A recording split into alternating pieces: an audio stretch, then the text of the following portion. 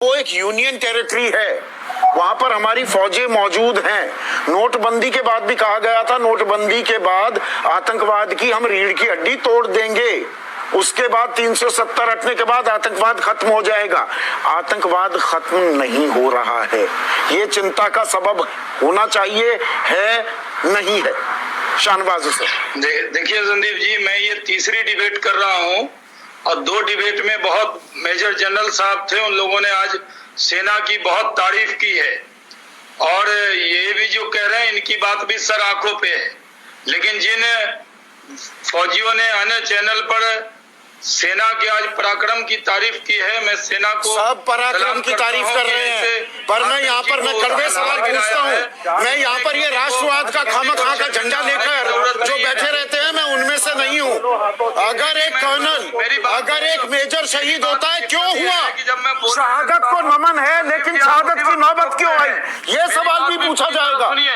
यहाँ पैनलिस्ट में हूँ, मैं फौज से नहीं हूँ, लेकिन मैं भी एक राष्ट्रभक्त हूँ, तो मेरी बात को भी, हम भी राष्ट्रभक्त हैं, पत्रकार हैं, मैं आपकी बात चैनलों ने ठेका नहीं ले रखा है राष्ट्रवाद का। लेकिन ये नहीं होगा कि सेना ने जो आज एक आतंकी को मार गिराया, उस पर आपको सेना कब तक शहादत देती रहेगी?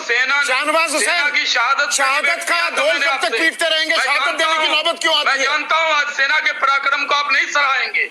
आज मैं सवाल पूछ रहा हूँ, लॉकडाउन है जम्मू कश्मीर में अगस्त से, आपके पास मैं पूछ रहा हूँ, देश में लॉकडाउन है, की शहादत हुई, एक आतंकी मर गया, बस अस्पताल ठोकते रहिए और बाकी चीजें भूल जाइए। ये नहीं होने दूंगा मैं यहाँ पर इस शो में। एक दुर्गांत आतंकवादी को मारा है तो उन सैनिकों को जरूर पीठ थपथपाइए। हम ये नहीं पूछेंगे हमारे 8 जवान कैसे शहीद हुए, क्यों शहीद हुए, ये सवाल नहीं पूछे जाएंगे। तब ना मेरे तब बोलते ही आप अपना और लोगों को संयम से सुनेंगे। जब मैंने सुना तो मेरी बात पूरी संयम से सुनिए। पूरी बात सुनता हूँ, नहीं तो मुझे डिबेट में मत रखिए। अरे आप अपनी राय रख लीजिए। से क्यों उखड़ रहे हैं? राय के लोगों को मनमाफिक सवाल नहीं पूछे जा रहे, इसलिए हफ्ते से उखड़ रहे हैं। ये नहीं होगा, नहीं मनमाफिक सवाल नहीं पूछे जा रहे हैं। आपको पसंद हो वही बात करेंगे, नहीं आप दिन को मैं सवाल अपने हिसाब से पूछूंगा। जी नहीं, आपने बुलाया, मैं अपनी इंडिपेंडेंट बात रखूंगा। हाँ तो सवाल का जवाब दीजिए। नहीं, मेरी कोई शहादत को कमतर नहीं आंक रहा है, हम पूरी श्रद्धांजलि देते हैं। मेरा सवाल ये, शहादत की नौबत क्यों आ रही है लॉकडाउन के दौरान भी? टाइम दीजिए मुझे। हाँ पूरा टाइम है अनइंटरप्टेड। हाँ, अगर आप मुझे 1 मिनट दे सकते हैं, मैं 2 मिनट देता हूँ आपको। नहीं तो बाहर कीजिए मुझे डिबेट से। जी नहीं, 2 मिनट देता हूँ।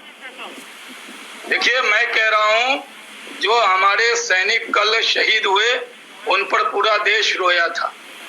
आज हमारे सैनिकों ने एक दुर्गांत आतंकवादी को मारा है, हम अपनी सेना को सैल्यूट करते हैं, सलाम करते हैं।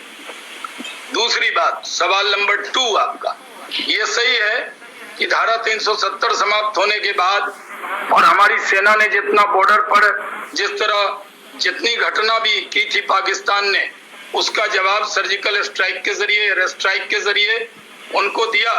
फिर भी एक ऐसा बदनाम मुल्क है, पड़ोसी आपका एक आतंकी मुल्क है, वो आतंकिस्तान है, वो पाकिस्तान नहीं है। उससे लड़ने में पूरी सेना, पूरा पैरामिलिट्री फोर्स, पूरी जान अपनी हथेली पर लेकर उससे लड़ रहे हैं।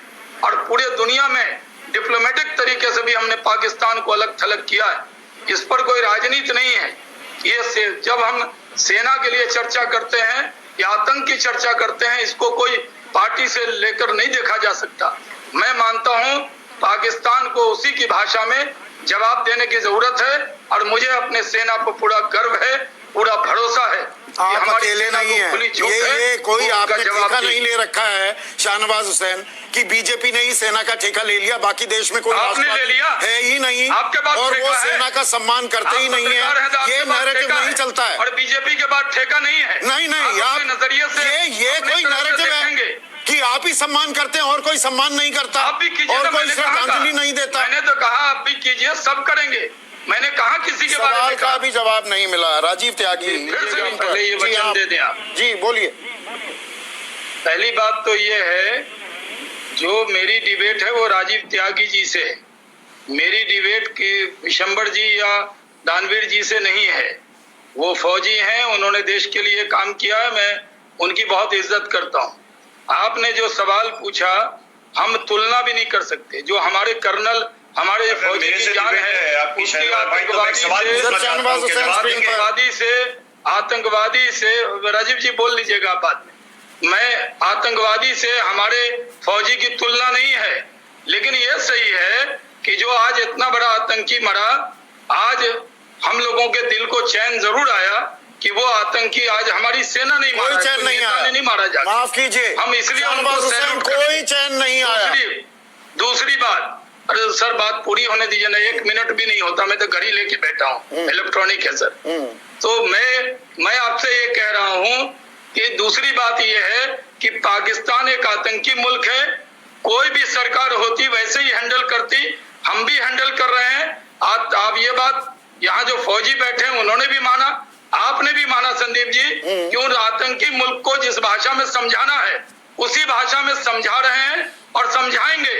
कहीं भी आतंकवाद के मुद्दे पर या पाकिस्तान को दुनिया में कॉर्नर करने के मुद्दे पर चूके नहीं है।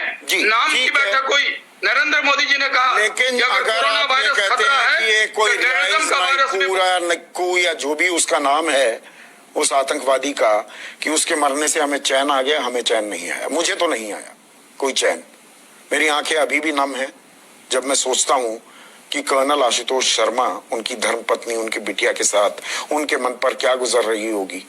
मेजर अनुज सूद के प्राउड पिता, वो भी ब्रिगेडियर थे, और मेजर अनुज वो तो टॉपर आदमी, वो IIT, IIM लाखों करोड़ों कमा सकता था, फौज में गया, देश के लिए मरने मिटने को तैयार था।